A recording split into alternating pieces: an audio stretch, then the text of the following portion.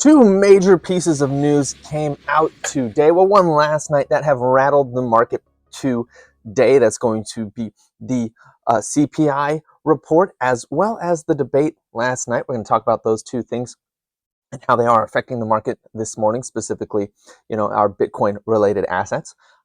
Before we get going, smash that like button, subscribe if you've been with us a while and haven't done so yet. Check out the Trade Cave store, link in the description as well as the channel bio. We've got some great products here for you to view, and let's get into it. So first of all, the debate.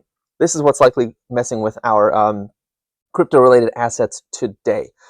So there was a presidential debate last night, and the consensus, even coming out of Fox News here yesterday, which would heavily lean one direction in terms of who they would be supportive of, has said that, according to their voter panel, that Harris won the debate. So I guess Trump did not come with his A game last night and clearly did not do very well. Now, I didn't watch it because I don't need that kind of toxicity in my evening, but I have read reports that the moderators were relatively unfair to Trump, but despite that, people do still perceive that Harris, regardless of that fact, did win the debate.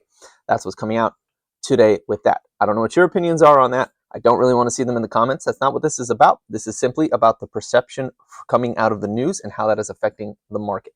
That's all. That's what's going on there. And this has the biggest effect on our crypto assets today because Trump is viewed as the pro-crypto candidate, and he did not come out performing well last night. Okay, all right. Economic calendar.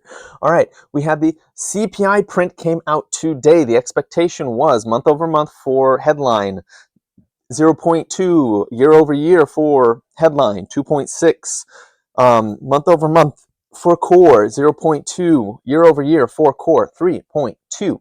Let's see how it came out. So the headline came in at 0.2 for the month over month, which was in line.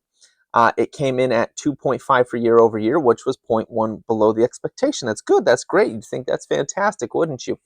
But if we scroll on down to core, let me find it. Where's core at? There we go. Core increased by 0.3 month over month. And if we come back here to remind ourselves, it was expected to be 0.2 month over month. So boo there.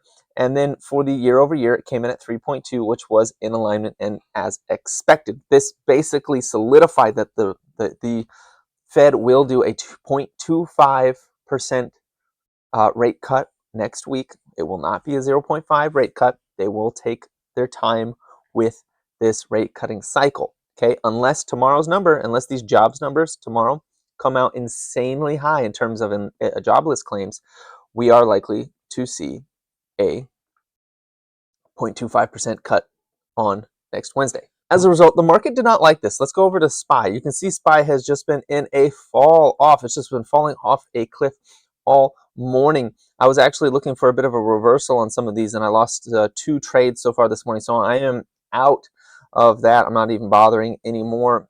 The only time I may return is now that it's flattening out. If I see price get above that 5 moving average there on the 5-minute, it might come back up to the 20 there, perhaps, but I'm not really watching it too closely anymore. I just have it up and will occasionally peek at it to see what it is doing.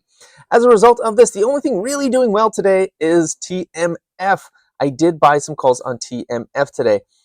They are up 1.18% today as a result of, the Fed is going to cut. I mean, we've already known this, and it is starting to take off. It has printed 3 so far. 3 daily candles above this red line that I pointed out here. So this is confirmation. It's confirmation that we're going to keep going up. If we zoom out on the weekly here, let me go to my week, 1 week. If we zoom out on the weekly, this whole week is staying away from that line there. Now, the next thing in our way is this fuchsia line here at 64.87. We crossed 64.87. 75 is going to come in hot. It's going to come in fast. We're going to hit that pretty quickly here once we get through that, especially once the rate cuts actually come in next week. So I'm positioning myself now. I'm getting myself some leap calls on the TMF.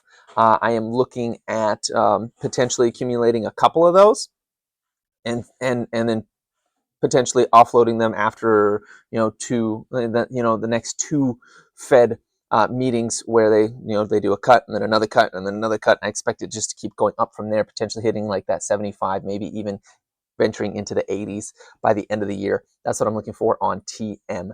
All right, now let's look at Bitcoin.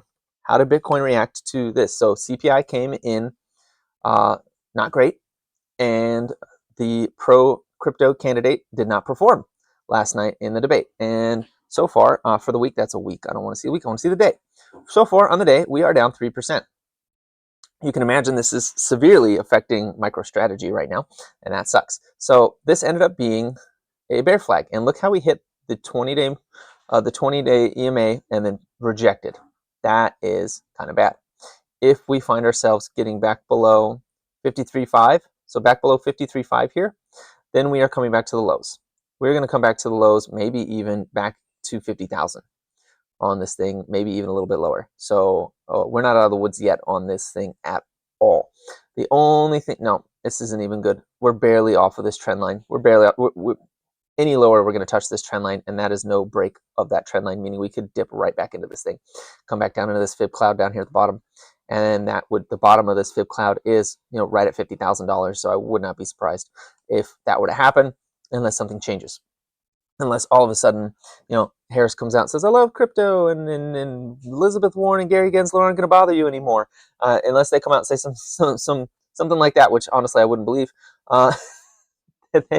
Then it's going to probably be an issue here for a little while until we finally get that supply side crunch that we've been waiting for on Bitcoin, which likely isn't going to come into play until at least the first to second week of October at the earliest, maybe a little bit later than that on Bitcoin. Let's take a look at MicroStrategy. All right, MicroStrategy down 5.43% today. That sucks.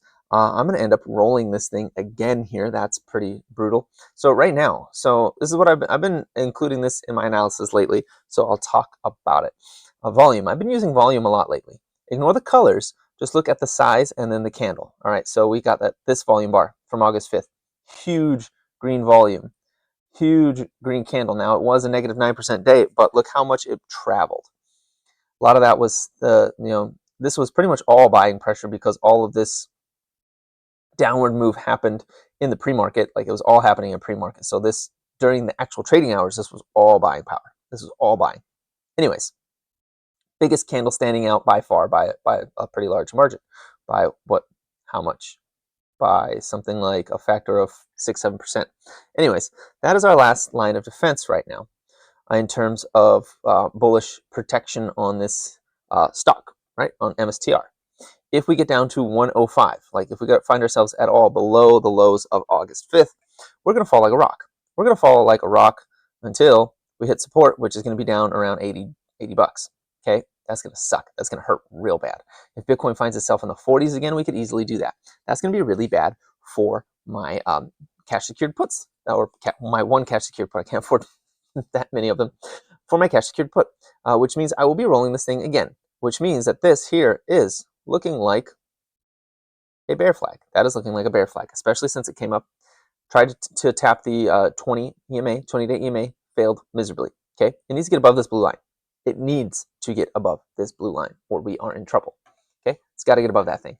Currently, I've got my day trading set up here, but we are above the future line here, which is the 200-day moving average. We are hanging out around the 200-day moving average. If we lose that 200-day moving average, and we see a candle close beneath it, and then another one open beneath it, we're going to have a bad time. All right, you're going to have a bad time. Anyways, the 20, if we get above the blue line, we're going to have a good time. And that is basically the assessment on the day for MicroStrategy. Let's take a look at how our miners are doing. Okay, so I'm just going to do this one today. I'm not going to go and talk about each candle and what it means right now. We did that yesterday. We're just going to go over how far down they are, and they are down a lot. Look at that. That is brutal. So I am looking at this as an accumulation opportunity. Okay, I still think Bitcoin is going to go up.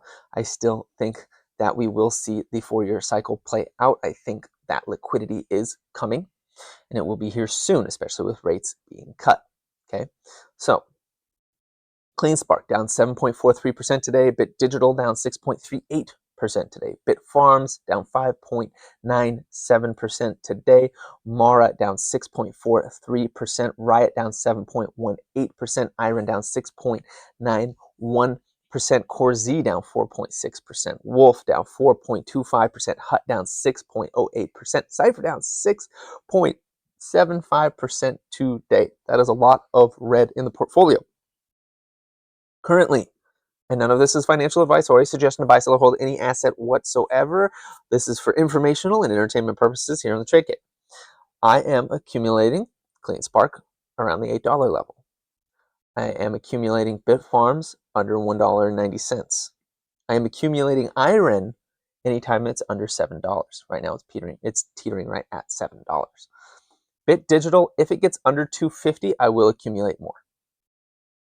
Mara, under 1450, I'll consider doing going long on it with some call options to the end of the year. I haven't really been trading shares of Mara. I've got too many positions right now, so I've been doing short-term swings on Mara. I haven't done one in a while because it hasn't been attractive in a while. It's getting to a point where it is becoming attractive, but only under that 1450 level for me right now on Mara. That's what I'm doing. That is the update for the day. The debate was bad for crypto owners. The CPI print came in good, but core is too sticky and will not allow the Fed to do a 0.5 rate cut here on next Wednesday. So that is all affecting us badly. The market did not like it. TMF did, though. Anyways, that's all I've got for you today. Please like, comment, subscribe, share this video if you found it informative or entertaining. Check out the Trade Cave store, link in the description as well as the channel bio, and have a profitable day.